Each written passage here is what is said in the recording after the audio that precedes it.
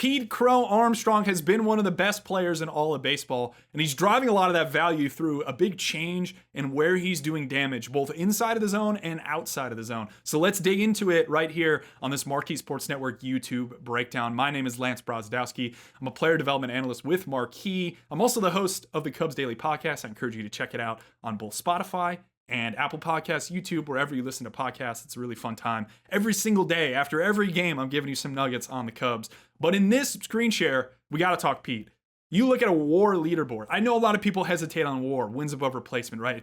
It misses things, etc. But it's one of the best tools we currently have to distill everything a player is doing down into one number, which in itself is maybe a failure, the thing that's hard to do. It's very difficult to do this, but it's an attempt to do it. And I think it does a good job because it passes the sniff test a lot of the time. Who are the top 5 players in baseball right now? Aaron Judge, Corbin Carroll, Pete Crow-Armstrong, number 3, Pete Alonso, Tatis. You go beyond that, it looks pretty good. Bobby Witt, Kyle Tucker, another Cub on this list. Pete Crow-Armstrong above Kyle Tucker, honestly, is crazy, especially with how hot Kyle Tucker started. But Pete's doing it through his defense, right? You see that defensive score for him. He's probably one of the best defenders in all of baseball right now. I think he's got a shot to win the Platinum Glove, which would be awesome. But the offensive performance for him is really one of the big things that jumped year over year. And I'm going to show some heat maps here, courtesy of True Media. Shout out to them for giving me these. 2024, 2025. This is Pete Crow-Armstrong. The red concentration is where he's doing damage in the strike zone.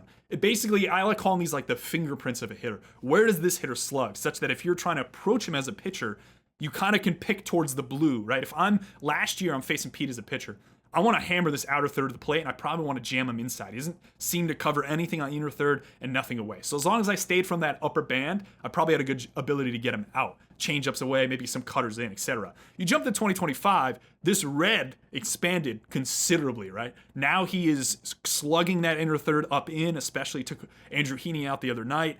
Middle of the plate especially, I think that's a huge part of his game, being able to actually do damage on pitches middle. If you want to be a productive major league hitter, as Ryan Sweeney and Cliff Floyd always tell me, you have to do damage over the middle of the plate.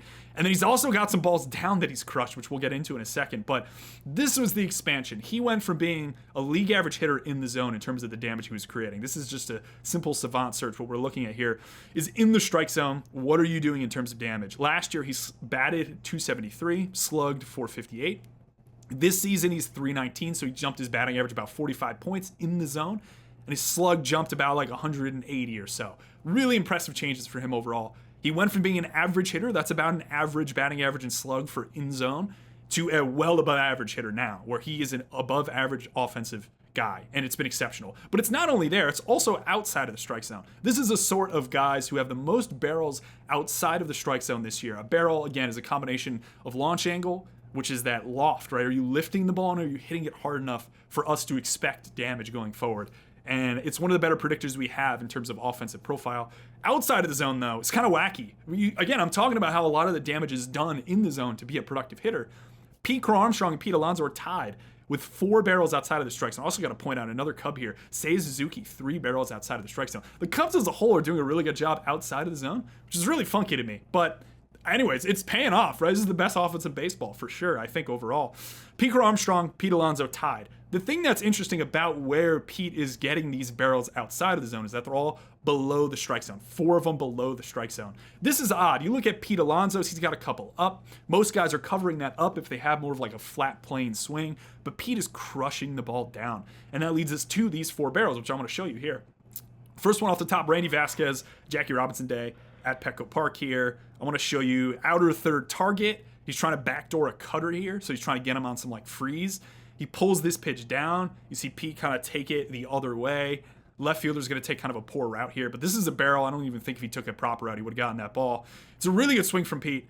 I will point out, like, his bat speed is slightly up. Bat speed isn't everything, but when you go from slightly below average to average, even that subtle improvement, if you're hitting fly balls and line drives now that are harder, at that slightly more average window of bat speed, what we're expecting is about 100 points more slug and somewhere around 30, 40 points more batting average. That is considerable to a hitter, especially on the slug side, to get 100 points of slug just by swinging a tick harder. So he's been able to do that and take some of these balls below the zone that I think if he was putting bat on ball last year wouldn't have been as productive of contact. Here's Zach Gallen. I think this is a 2-strike count again. He's trying to go change up, mostly away here. I think what they're setting up for is basically to go down. I don't think they really wanted to weigh too much. But you see, this isn't a terrible pitch, I don't think, But Pete, really good swing here. He thinks he got it. This ball hangs up because of the wind, but it's still considered a barrel because we're taking wind elements and all those other effects out of the actual bat-to-ball collision and seeing that, okay, this is usually a double off the wall or a homer in a lot of parks. Even oppo for him, which is really impressive. But again, I think that bat speed's really shown up for him, bottom of the zone. These pitches last year I don't think would be barreled. They'd kind of be, short of that wall. If you consider distance with that bat speed improvement, you're picking up anywhere from maybe 30 to 40 feet, which is considerable, especially on a fly ball getting out of the park. Here's another one, sinker, pull miss from Noah Davis. He pulls it down in. This ball kind of lingers up, and this one gets out. This is when we had some wind pushing at Wrigley Field. Another really impressive swing. That's a basketball, as we call it, in the basket at Wrigley Field. Just impressive stuff. And then you go to Sunday Night Baseball. Similar idea, right? They're trying to go away. You see this consistent theme against Pete, but these pull misses back down in right there. This is a changeup down from Aaron Nola, 2-strike count. Pete thinks he got it. He puts his hand up. It goes off the wall here. Again, wing playing some factor here. But this was hit at the proper angle. He's lifting the ball. He's hitting it really hard. He's super down into his stance. He's a lot lower to the ground. His center of gravity's lower.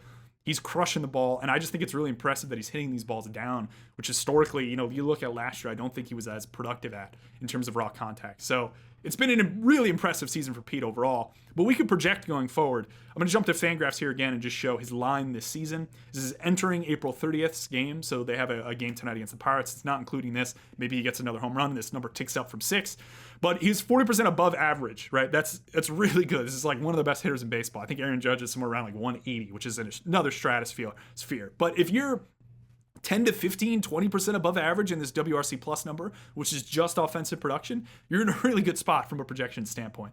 All these green bars down here are different kinds of projection systems. So they're all looking at the data in slightly different ways, summing it all up and distilling it and coming up with their own expectation for Pete Crow-Armstrong going forward.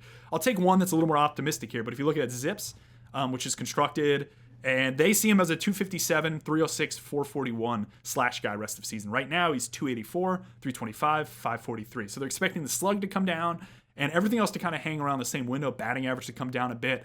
But what a lot of the time projection systems are doing is taking as a decent sample of performance. So they're looking back at 2024 and maybe looking at some of that data and going, okay, we're not entirely sure if he's going to continue hitting this well, so let's average him together and then push him going forward. So that's why you see the big drop-off. They kind of think he's a little above average, whereas right now he's one of the best hitters in all of baseball. So that is the question, is how much does he fall? I don't expect Pete to be a 40% above average hitter rest of the season, but I think he could land in that like 10 to 20 window, so like a 110 to 115, 120 WRC plus, and be a really productive offensive player overall. I think he's going to get some MVP votes. If you look at last year's ballot, Jackson Chourio, Kyle Schwarber are all guys that are projecting right now for the same amount of total value, this wins above replacement that Pete had last year.